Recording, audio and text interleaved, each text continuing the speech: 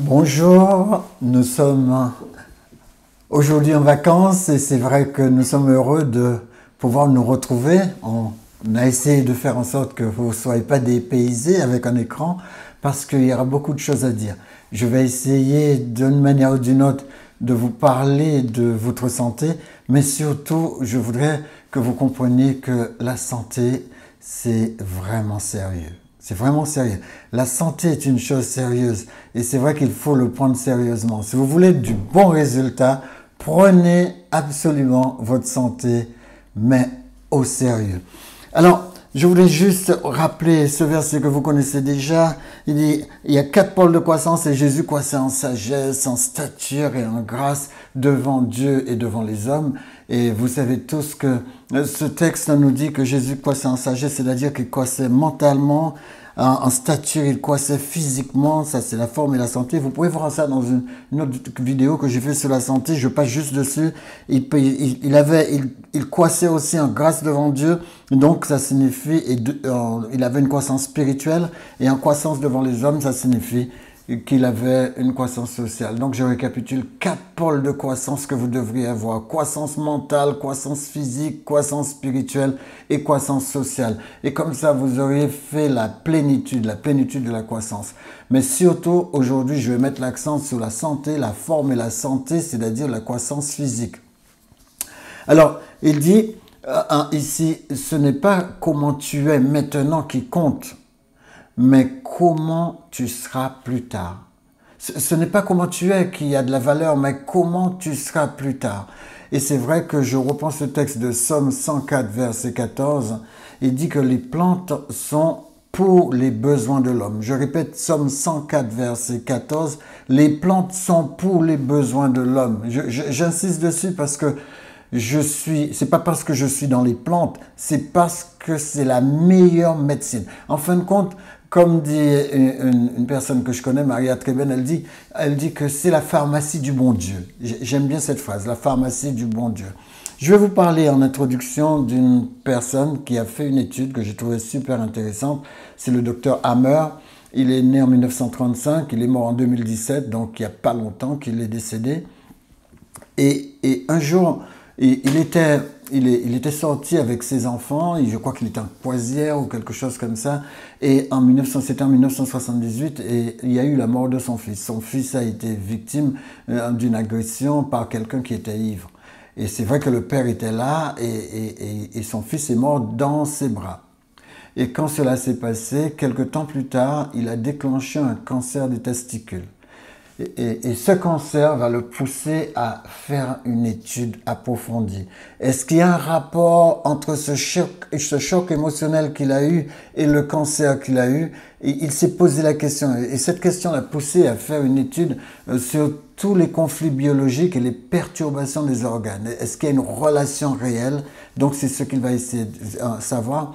Alors la question qu'il s'est posée, y a-t-il une relation réelle entre le choc émotionnel et la maladie? Est-ce qu'il y a une relation entre le choc émotionnel et la maladie? L'hypothèse sur laquelle il est parti, est-ce qu'un choc émotionnel peut produire vraiment une maladie et même une dégénérescence? Et comment le corps réagit à ce moment-là? Comment le corps réagit? Alors, à un choc, à une blessure, à un conflit biologique. Comment est-ce que le corps réagit biologiquement? Et ça, il va essayer de le voir. Il va essayer aussi de faire son étude de manière globale d'abord et ensuite générale. Donc, il va consulter 170 dossiers médicaux parce qu'il travaillait dans un hôpital. Et ensuite, son étude va le pousser à faire l'expansion sur plus de 10 000 cas. Donc, les résultats que je vais vous donner, c'est ce qu'on appelle un résultat scientifique. Il part d'une hypothèse et cette hypothèse, il va essayer de l'étayer et ensuite de faire en sorte que cette hypothèse tienne ou tienne pas la route. Et ça, il va réussir très bien. Donc, le choc, dit-il, quand je regarde les résultats de son étude, le choc, dit-il, est associé à ce que nous percevons avec nos 5 sens. Vous vous rappelez, je vous parlais souvent de nos 5 sens, donc le toucher, la respiration, l'ouïe, etc. Et je vous disais que les 5 sens ont un apport un apport, ils amènent des informations en nous. Vos cinq sens amènent des informations. Ces informations vont au niveau de la pensée. La pensée, elle, va commencer à les dispatcher. Elle va les dispatcher au niveau des sentiments. Les sentiments vont nous pousser, nous, à faire un choix. Et ce choix va générer une action. Cette action répétée va devenir une habitude. Et cette habitude répétée va devenir une attitude ou un caractère. C'est-à-dire que vous avez changé votre profil quand vous acceptez une pensée et que cette pensée, vous la laissez s'établir en vous en la répétant. Donc c'est vrai que la nature, dit-il, la nature du choc, en tout cas, détermine l'endroit du cerveau impacté. Donc il a observé que quand vous avez un choc émotionnel, il impacte une partie spécifique du cerveau. Et en fonction de cette partie spécifique, il va donner un résultat. Donc le cerveau interprète le choc et met en place une tentative de réparation. C'est la raison pour laquelle, par exemple, vous avez une fièvre, ou vous avez des éruptions cutanées. Donc tout ça, c'est la résultante, d'accord? Alors, ce qui a de bien, c'est que la réparation biologique se fait au niveau du cerveau. Il se fait au niveau du cerveau, bien sûr, pensée, émotion, en faculté à faire des choix, c'est-à-dire la volonté, mais il se fait au niveau de la psyché, ce que nous on appelle l'esprit. Vous vous rappelez l'apôtre Paul qui dit que nous devons être équilibrés, l'esprit, l'âme et le corps. Tout croyant doit être équilibré, l'esprit, l'âme et le corps. Et là, on nous dit que la réparation biologique se fait à ces trois niveaux, la psyché, le cerveau et le corps. C'est exactement la même chose. Donc, le retour à la normale se fait après une période de crise. Alors, quand je vous ai dit que le choc émotionnel peut induire des éruptions, des fièvres, des proliférations, comment dirais-je, les proliférations cellulaires, je suis en train de vous dire que une blessure émotionnelle n'est pas quelque chose qu'il faut prendre comment te dire, avec simplicité. Il faut le prendre au sérieux. Je vous donne juste un exemple. Le Seigneur dit par son serviteur, comme l'apôtre Paul, il dit que le soleil, si vous vous mettez en colère, ne péchez point, que le soleil ne se couche pas sur votre colère. C'est-à-dire, n'allez pas vous coucher en colère. Et j'étais étonné quand ma femme qui m'a introduit cette étude m'a dit, quand vous avez une blessure, du moins quand vous avez une mauvaise gestion de la colère, votre corps prend 4 heures, vous avez bien entendu, votre corps prend 4 heures pour pouvoir résorber le problème. Quand vous vous mettez en colère, quelle que soit la colère, le corps prend 4 heures pour résorber le problème. Parce que le corps commence à réagir. Vous avez bien vu ce que j'ai dit. J'ai dit que la nature du choc va impacter le cerveau et le cerveau l'interprète et il met en place une tentative de réparation. Quand vous vous mettez en colère, le cerveau met en place une tentative de réparation. Donc, il a 4 heures pour réparer la bêtise que vous venez d'accepter dans votre corps. Donc, si vous allez vous coucher en colère, qu'est-ce qui se passe? Le corps n'a pas le temps de réparer. Alors, qu'est-ce qui se passe? Vous n'avez pas seulement des éruptions, des fièvres, des proliférations cellulaires. Quand je vous dis prolifération cellulaire, peut-être que vous ne suivez pas ce que je dis, mais ça signifie que vous pouvez commencer à avoir des cellules cancéreuses. Vous pouvez développer des tumeurs avec un choc émotionnel. Et beaucoup de cancers sont mus par un choc émotionnel de prime abord.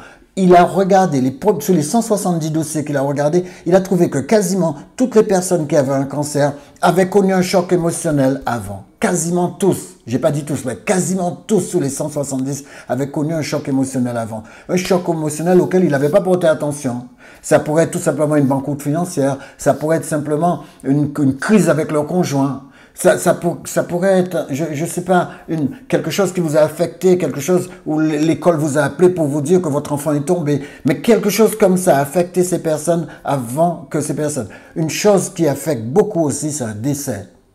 Quand vous avez regardé, lui-même quand il a eu un décès, quand son fils, il a pas pu gérer la situation, il a eu un décès dans sa... Pourtant, il est scientifique, pourtant, il est médecin. Eh bien, il n'a pas pu gérer ça émotionnellement au point que ça lui a déclenché un cancer des testicules. Alors les amis, à nous de savoir que le corps veut un retour à l'état normal. Donc si vous vous mettez en colère, arrêtez avec cette colère tout de suite. Moi je suis content quand je fais les organotests des personnes de voir qu'il y a plein de personnes qui savent gérer la colère. Ils ont une bonne gestion de la colère. La colère arrive, boum, boum, boum, ils se mettent en place, ils gèrent et puis ça passe et ça laisse pas de traces. D'accord? Donc le retour à la normale se fait après une période de crise, toujours. Quand vous entrez dans un choc émotionnel, il y a toujours une période de crise qui se passe à l'intérieur de vous. Le cerveau est confronté à une crise. Alors, une personne qui a une mauvaise gestion, ne serait-ce qu'une mauvaise gestion de sa famille, une personne qui donne une claque à ses enfants, et quoi que c'est pas anodin. D'accord? Rien n'est anodin. Quand la Bible vous dit que tout ce qui mérite l'approbation, que tout ce qui est bon, de tout ce qui est élevé, soit l'objet de vos pensées, vous savez, Dieu ne joue pas quand il dit ça. Vous savez que c'est une réalité de santé. Dieu veut maintenir, rappelez-vous l'apôtre Paul, Dieu veut maintenir notre santé. Dieu lui a suggéré à l'apôtre Paul de nous dire en Jean 3, 2, les amis, ce que je désire, c'est que je veux que tu sois en bonne santé et que tu prospères, ta santé prospère, ton intellect prospère, tes enfants prospèrent, ton environnement prospère. La santé, c'est la prospérité. Et c'est la première prospérité. Si vous avez 1 million d'euros et que vous n'avez pas de santé, eh bien vous êtes un malade. C'est comme ça. Vous êtes un malade avec 1 million d'euros. Qu'est-ce qu'un malade va faire avec 1 million d'euros? Il n'ira nulle part. Les amis, le retour à la normale se fait après une période de crise, je le répète. Le corps se met en crise quand vous transgressez la loi de Dieu. Le corps se met en crise quand une personne vous affecte et que vous entrez dans le combat. C'est pourquoi il faut et avoir de la bienveillance. Vous savez, Dieu dit même, aimez vos ennemis. J'ai appris que les droitiers, souvent le côté droit des droitiers sont affectés parce qu'ils ont une altercation avec des personnes. Parce qu'ils ont un problème interactionnel. Vous imaginez? Alors, même si vous avez une interaction avec votre ennemi, une interaction négative, alors faites comme moi. Moi, j'ai une personne qui ne m'aime pas du tout. Il ne m'aime pas du tout parce que on lui a, du moins lui, il a lancé un procès contre nous. On a gagné le procès et donc il a dû payer. Donc, il n'était pas content. Eh bien, des fois, je le rencontre. Quand il me voit sur le trottoir, il traverse. Un jour, j'ai traversé, j'étais lui dire, pourquoi est-ce que tu traverses? Il faut que tu sois fair play. Tu as joué, tu as perdu. Les amis, il faut accepter quand on a perdu. Alors, cette histoire de ne pas accepter quand on a perdu nous fait avoir une mentalité de vengeur. L'Éternel dit, à moi la vengeance, à moi la rétribution, ne vous vengez pas de quoi que ce soit. Apprenez à avaler les trucs. Apprenez, quand je dis avaler, apprenez à gérer les trucs. Pas avaler dans le sens le mettre dans un coin. Les gens qui font ça, qui mettent les choses dans un coin, ils affectent des parties de leur organisme également. Je viendrai à ça tout à l'heure.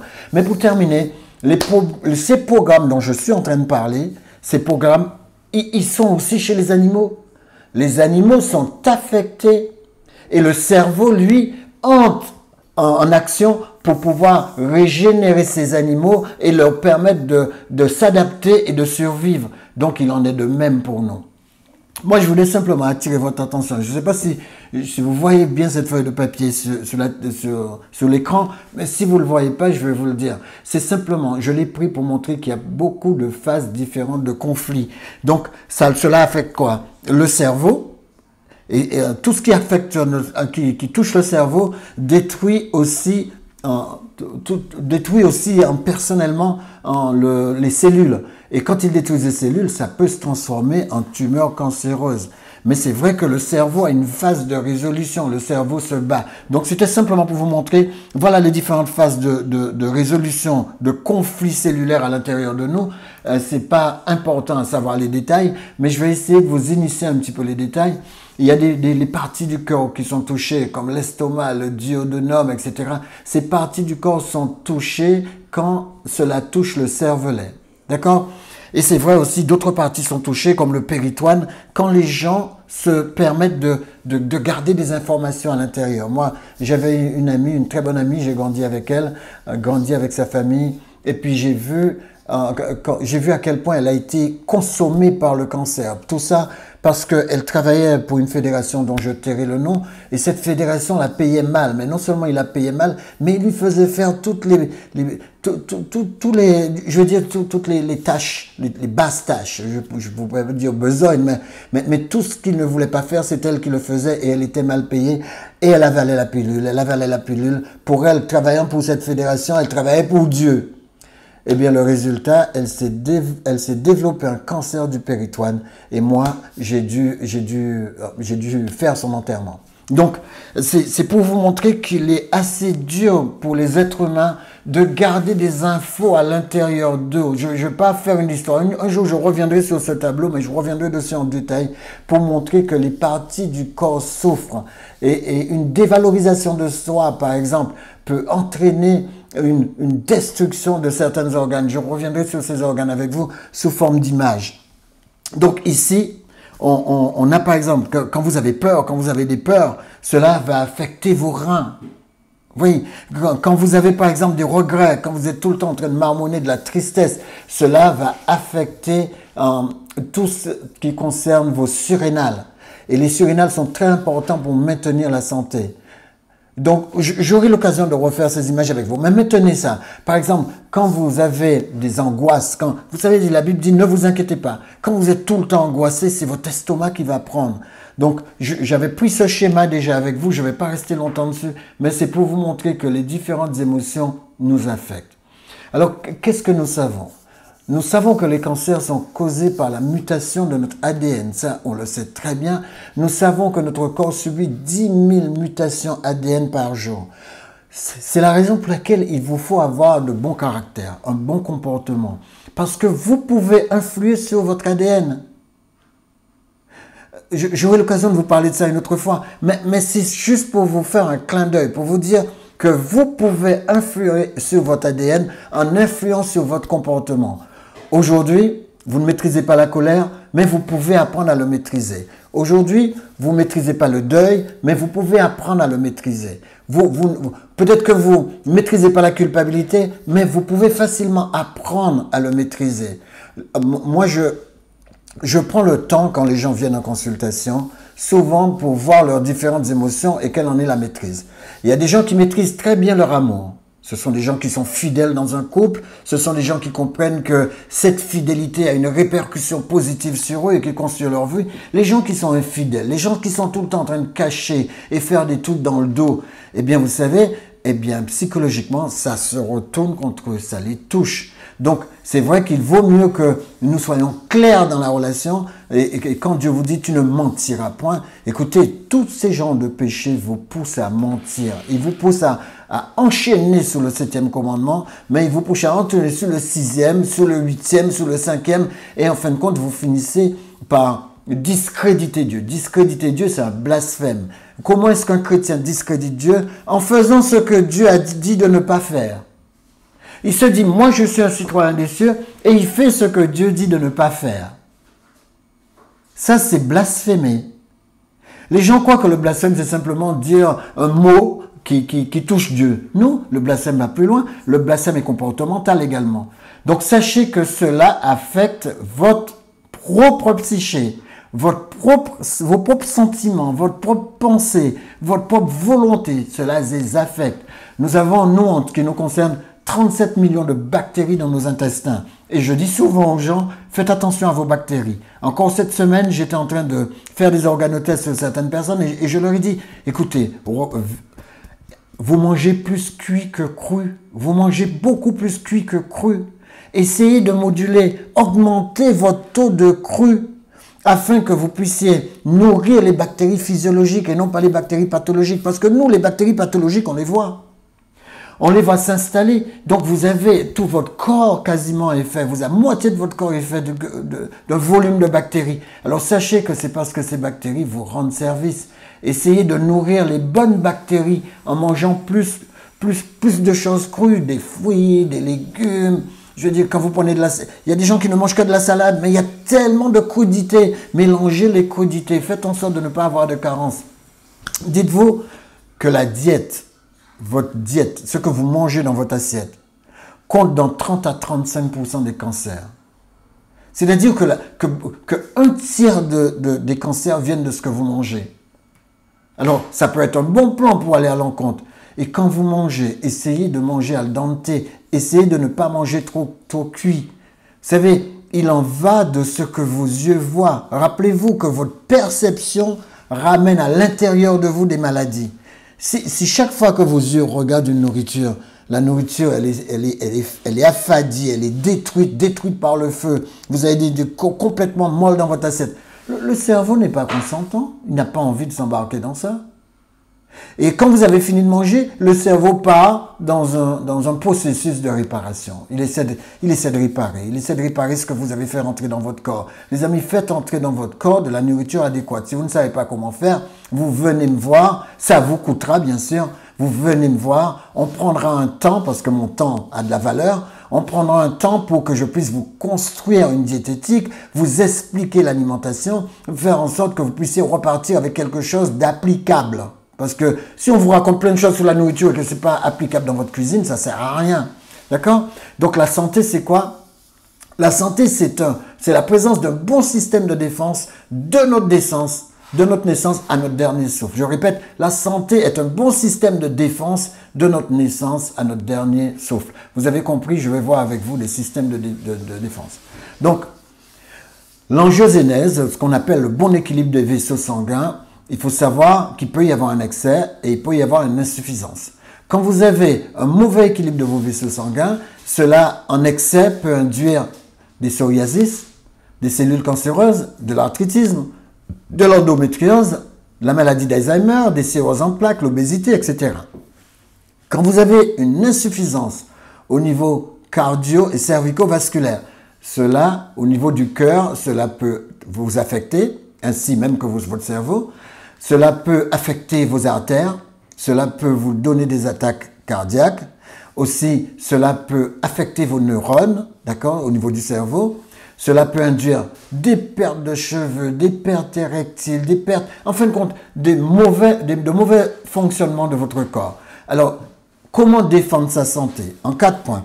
Moi, je vais vous dire ma facilité à me nourrir. Comment est-ce que j'entrevois la nourriture? Si vous oubliez tout ce que j'ai raconté, rappelez-vous 4 choses. Alors, 3 choses importantes et une moins importante. Si vous vous nourrissez de fibres, fruits, légumes, là vous avez trouvé vos fibres. Si vous vous nourrissez de fibres, si vous vous nourrissez de lipides, c'est-à-dire vous prenez de l'huile d'olive, vous prenez de l'huile de coco, c'est 2 huiles, moi c'est ces 2 huiles qui sont mes huiles préférées. En fin de compte, quand vous regardez, ces huiles sont plus effectives que les autres. Mais aussi des noix, des noisettes, des graines. Comme le grand singe, si vous vous nourrissez comme le grand singe se nourrit de fruits, de fibres, il se nourrit de lipides, les graines, etc. Il mange beaucoup de graines. Il se nourrit aussi de protéines, d'accord? Le grand singe, quand il peut, vous le voyez manger des œufs, vous le voyez manger des crustacés, il consomme de temps en temps du miel, donc il consomme des choses qui viennent des animaux. Donc, vous le voyez, donc ça, ce sont ses protéines. Le grand singe, lui, il a ces 3 choses et lui, il ne consomme pas de glucides. Vous le voyez jamais avec une pizza, vous le voyez jamais avec un sandwich, vous le voyez pas avec du riz, vous le voyez pas avec du blé. Le grand singe ne consomme pas ça. Pourtant, le grand singe, pourquoi je parle de lui? C'est parce qu'il a le même tube digestif que nous. Regardez comment il est costaud. Il ne mange pas de viande tous les jours. Et pourtant, vous avez vu les muscles qu'il a? Regardez son corps, comment il est musclé. Si vous avez les fibres qu'il faut, une personne m'a dit une fois, Lambert, je ne mange pas de l'herbe. Mais c'est sûr que le grand singe mange de l'herbe, entre guillemets. Il mange des crudités. Il est crudivore. Donc il mange des légumes, il mange des fruits, il mange ce qui est cru. Il ne prend pas ses fruits pour aller les mettre au four. Il ne prend pas ses légumes pour aller les mettre dans une casserole.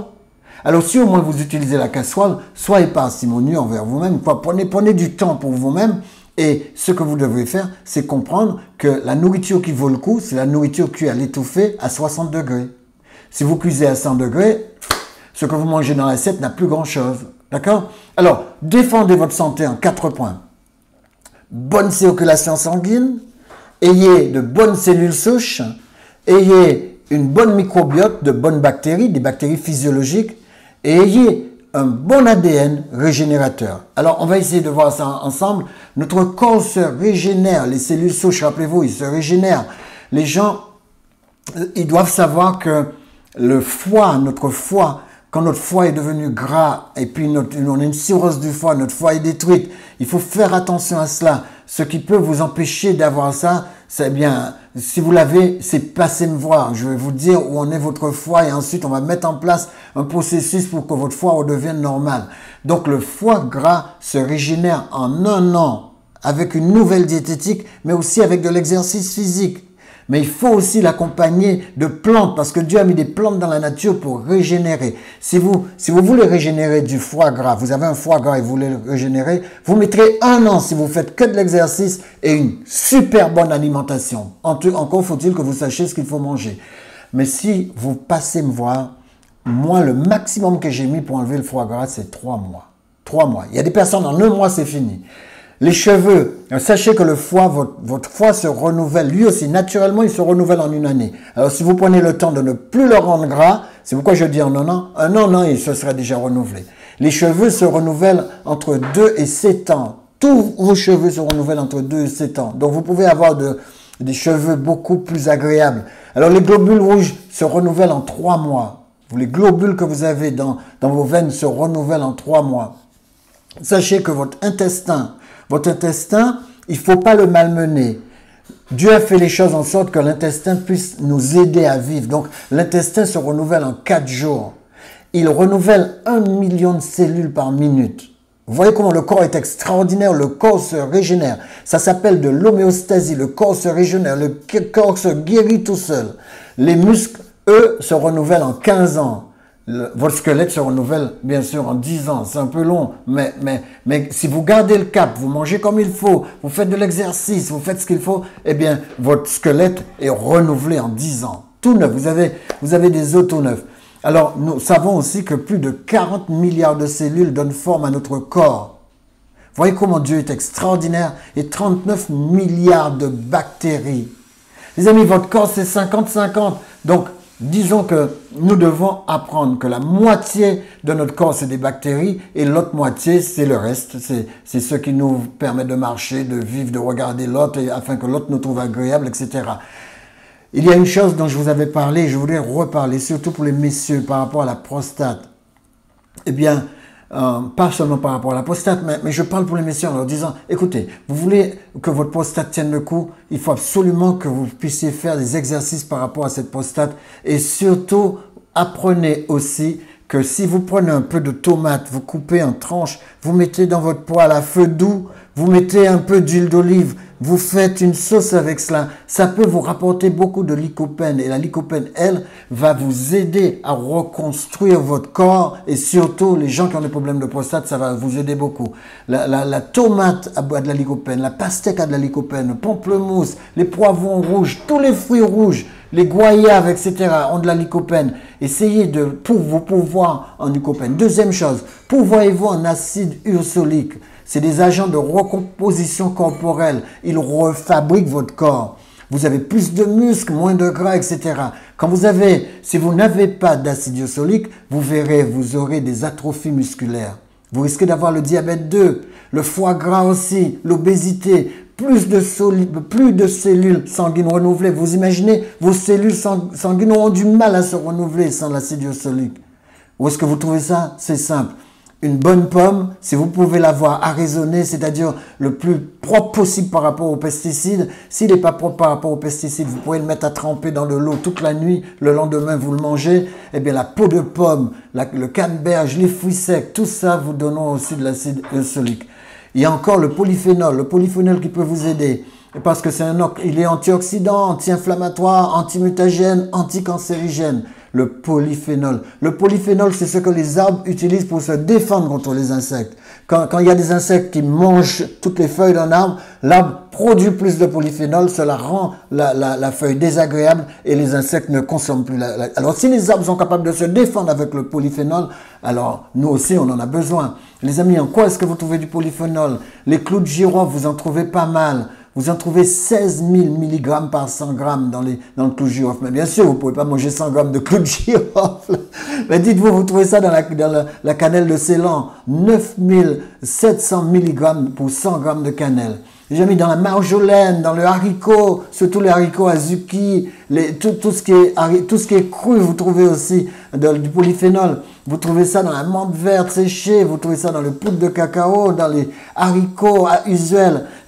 Et je passe, la sarriette, la basilic, tout ça va vous donner cela. Alors, le cacao, si vous prenez du cacao, c'est du vrai cacao. Sans sucre, sans rien du tout. Et c'est vrai que vous pouvez, avec le cacao, durant 30 jours, doubler le nombre de cellules souches dans vos artères. Plus vous avez de cellules souches, plus de régénérescence. D'accord? Moins de cellules régénératives, plus de maladies liées au vieillissement. Donc, essayez de régénérer vos cellules souches, mangez comme il faut. Renouvelez et ravivez vos cellules souches naturellement. Alors, je vais vous donner juste ma petite recette. 2 tasses de vrai cacao pendant 40 jours. L'oméga 3, lui, il réveille les cellules souches. Le jeûne peut aider, mais les jeûnes courts. Et quand vous faites un jeûne pour être en bonne santé, rappelez-vous, avant le jeûne, il faut vous purger, vous vider les intestins. Parce que dans les 24 heures où vous jeûnez, votre corps va aller dans vos intestins prendre les résidus. Donc, il va aller manger vos selles. C'est ça. C'est pourquoi les gens, quand ils jeûnent et qu'ils n'ont pas vidé leurs intestins, ils ont une haleine fétide. D'accord?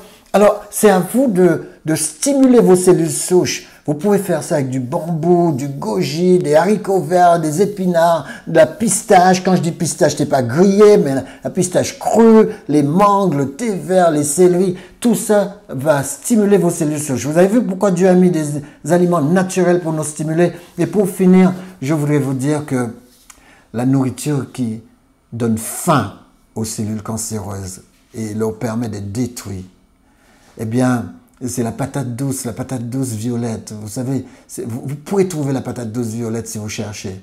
Vous pouvez trouver aussi le cacao pur sans sucre, sans toutes ces choses. Vous pouvez le trouver ça aussi. Vous pouvez trouver l'huile d'olive, l'huile de coco. Vous pouvez mettre en place un système où vous mangez naturellement les noix. Je ne parle pas de noix déjà cassées, c'est trop fainéant ça.